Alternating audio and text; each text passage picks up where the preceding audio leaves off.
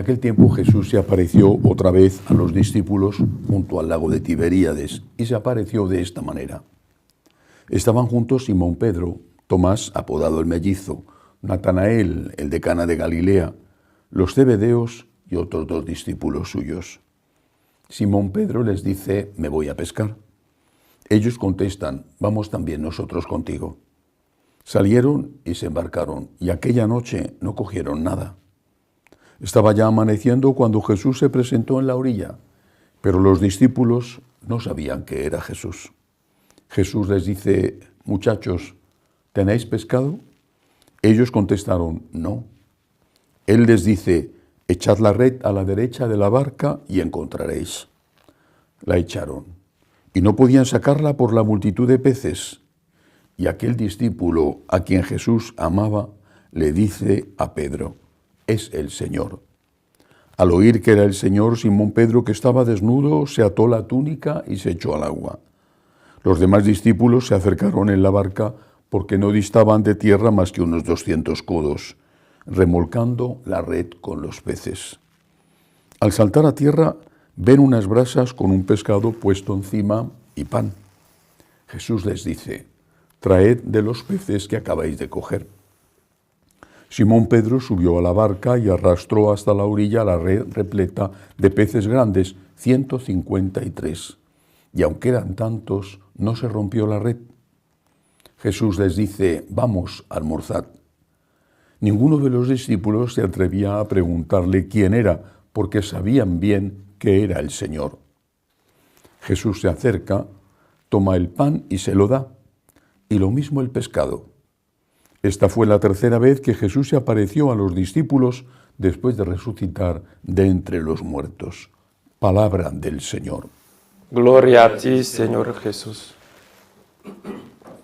Una vez más, un relato de la aparición del Señor que sirve para que tengamos la certeza absoluta de que Cristo ha resucitado, de que hay vida eterna.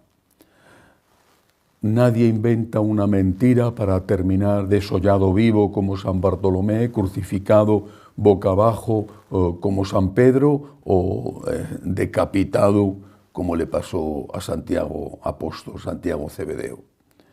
Nadie inventa una mentira para que te perjudiquen. Inventas una mentira para huir de algo malo que has hecho o para hacer un negocio, pero no para que te torturen. Porque cuando llega el momento de la tortura dices: es un momento que todo fue mentira. Cristo ha resucitado. Y los discípulos, los apóstoles en primer lugar y el resto de los discípulos fueron testigos de la resurrección. Ellos vieron, escucharon, tocaron a Cristo resucitado. Pero en todas las apariciones de la resurrección, empezando por aquella a María Magdalena y, por ejemplo, esta que acabo de leer hoy, se da una circunstancia. No le reconocen físicamente. Dice que el Evangelio de hoy dice que le veían y no se atrevían a preguntarle quién era, pero sabían que era Jesús. María Magdalena está con el Señor, le ha enterrado ella, esto es el domingo por la mañana, le ha enterrado ella el viernes antes del atardecer. Desde el punto de vista cronológico de los judíos habían pasado 3 días, le ha enterrado ella y ahora ya no le reconoce. Es verdad que estaba desfigurado por la tortura, de acuerdo, pero ella enterró a ese hombre desfigurado por la tortura y ahora ya no le reconoce. Habían pasado unas horas. El cuerpo resucitado es cuerpo. Va a haber resurrección de la carne. Lo que no sabemos es cómo va a ser la carne gloriosa, la carne resucitada. Va a haber resurrección de la carne. Es uno de los principios de nuestra fe. Lo confesamos en el credo, pero no sabemos cómo será. ¿Tendremos el cuerpo resucitado de los 18 años, de los 25? ¿Y las personas que han nacido con una enfermedad degenerativa? ¿Y los niños que no han podido nacer porque han sido asesinados en el vientre de sus madres? No sabemos cómo será el cuerpo resucitado. Seremos nosotros mismos, cuerpo y alma, porque nosotros no solo somos alma, somos una unidad. Esa unidad tiene un aspecto, una dimensión corporal y una dimensión espiritual, cuerpo y alma. La resurrección, cuando llegue el final de los tiempos y Cristo venga, regrese glorioso para juzgar a vivos y muertos, la resurrección afectará también al cuerpo, pero no sabemos cómo será el cuerpo resucitado. Tampoco nos importa. Sabemos que habrá cuerpo glorioso, cuerpo resucitado, que en ese momento en el momento de la resurrección de los muertos, se volverá a unir al alma a la cual ha estado unida siempre. Eso para mí es lo fundamental. Cuando yo muera, ¿cómo veré a mi mamá? ¿O a mi hermana o a mi padre? ¿Cómo veré a mis amigos que han muerto ya? Y cuando mueran los que vengan detrás de mí, mueran más tarde, ¿cómo me verán? Me da lo mismo. A María Magdalena no le importó si Jesús tenía este rasgo físico o el otro. Le importó que era Jesús. Y este Jesús resucitado significaba que Cristo había vencido a la muerte, había vencido al pecado y que había vida eterna. Eso es lo que le importaba. Si tenía estos rasgos o los otros, le daba igual. Segunda lección de este texto. Quizá alguno piense que pueda estar yo haciendo una interpretación no del todo correcta del texto. A mí me parece que es la correcta. No han pescado nada los apóstoles, aquellos que estaban allí. Había al menos 3 pescadores profesionales, Simón Pedro y los 2 zebedeos, Santiago y Juan. Al menos 3 pescadores profesionales en el lago que ellos conocían, en el lago donde habían estado pescando toda su vida. No habían pescado nada, suele suceder, no es que sales a pescar y todos los días regresas con la red llena, no habían pescado nada. Y se habían pasado la noche entera pescando. Sin embargo, se aparece Jesús. Y Jesús les dice, y esto es lo que me parece significativo, les dice Jesús, echad las redes a la derecha de la barca. Y entonces cargaron las redes de pescado, tantos que muchos años después San Juan, que está allí presente, que es el discípulo amado por Jesús, que cuando identifica a Jesús, están como a unos 100 metros de la orilla, se echan nadando para llegar a la orilla cuanto antes y abrazar al Señor. San Juan lo recuerda, pasados los años, el número tan grande de peces que pescaron en esa ocasión, 153. ¿Pero qué significa lo de echar las redes a la orilla? Apliquémoslo, digo, es una interpretación que quizá a algunos no les parezca correcta, pero me parece que al menos incorrecta no es. No hay vocaciones. Y puedes hacer de todo y no hay vocaciones. Y las congregaciones religiosas están muriendo, los seminarios diocesanos cada vez tienen menos gente, por supuesto con excepciones, África en general es una excepción, aunque también allí levemente empieza a notarse la crisis. No hay vocaciones. Sin vocaciones sacerdotales, más pronto o más tarde, habrá que cerrar iglesias, habrá muchas menos eucaristías. También es verdad que también hay menos gente que va a la iglesia. No hay vocaciones. Esto tiene unas consecuencias desastrosas para la iglesia.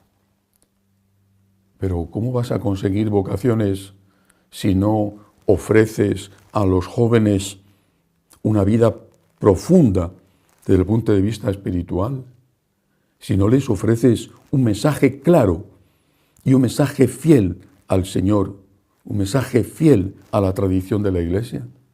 Si la oferta que se hace a los jóvenes es una oferta meramente humanista, esa persona que pudiera quizá tener vocación, esa persona o bien dice, yo me quedo como laico, tengo mi familia, tengo mi trabajo, y yo trabajo y ayudaré a los pobres con una parte de mi salario, luego no se suele hacer, pero bueno, haré eso, es un propósito que se queda muchas veces en eso, en buenos propósitos.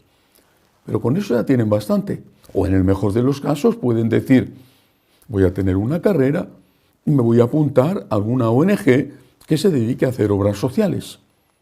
En el mejor de los casos, que también sucede muy pocas veces, aunque sucede.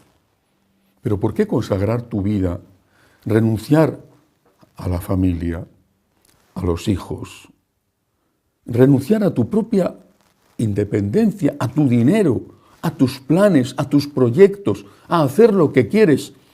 Aunque cuando que tienes esa edad se piensa ingenuamente que vas a hacer lo que quieres, y luego cuando llevas años trabajando en una empresa te das cuenta de que el verdadero voto de obediencia se cumple con los jefes en la empresa y que el verdadero voto de pobreza se cumple cuando tienes que alimentar a tu familia y no te llega el salario para hacerlo.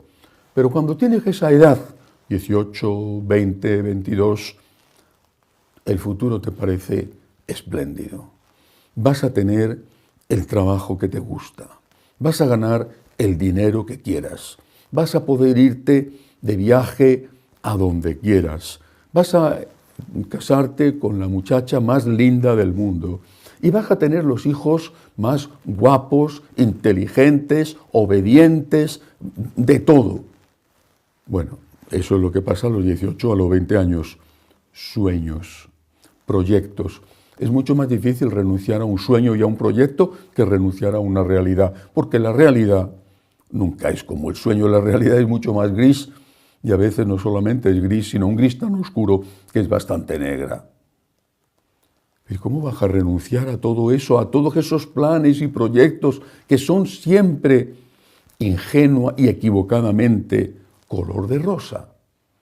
Pues solamente si tienes una relación con Cristo seria, intensa, si eres capaz de amar al Señor, o al menos si quieres amar al Señor con todo tu corazón. Eso significa echar las redes a la derecha de la barca, dar espiritualidad, dar motivación religiosa. Después pedir. Oye, tú que quieres amar a Cristo, tú, ¿por qué no te planteas amar a Cristo entregándote del todo, entregándote y renunciando por Cristo, porque hace falta y es urgente y es necesario que haya sacerdotes? ¿Por qué en lugar de ser pescador del lago no te conviertes en pescador de hombres? En lugar de ser médico del cuerpo, ¿por qué no haces de médico del alma? En lugar de ser arquitecto que construye casas, ¿por qué no construyes las casas del hombre que es su alma? Ese planteamiento, que hay que hacerlo, solo tiene una pequeña posibilidad de germinar y salir una vocación si eso se hace a unas personas, a unos jóvenes que previamente han recibido una formación espiritual y que han entendido que Cristo es el primero en la vida, lo más importante en la vida. Hay que echar las redes a la derecha de la barca. Hay que trabajar vocacionalmente, pastoralmente, hay que trabajar con los hijos de las familias que ellos han aprendido en casa qué significa seguir a Cristo. Y después hay que pedir al Señor el milagro, porque cada vocación es un milagro, cada una de ellas. Cuando nosotros, los franciscanos de María, recibimos, y es relativamente frecuente, correos de chicos que quieren entrar en el seminario, luego algunos, pues por circunstancias, determinada edad o otras cosas, ya no les damos la oportunidad de que vengan. Pero es porque ven en la televisión o ven en nuestras parroquias un ejemplo de unas personas para las cuales Cristo es lo primero. Cristo es Dios y queremos amarle con todo nuestro corazón y queremos entregarnos a Él con todo nuestro corazón. Somos pecadores, pero somos pecadores que quieren amar a Dios con todo el corazón. Por eso hoy que el Señor invita a echar las redes a la derecha de la barca, quiero invitar una vez más a los jóvenes que quieren amar al Señor, a que me escriban, a que escriban al correo de Magnificat, a que se pongan en contacto con nosotros. La mies es muchísima, los obreros son cada vez menos. Podemos pasar la noche entera trabajando y si Dios no toca el corazón de los fieles, el corazón de los jóvenes, no habrá ningún pez que entre en la red.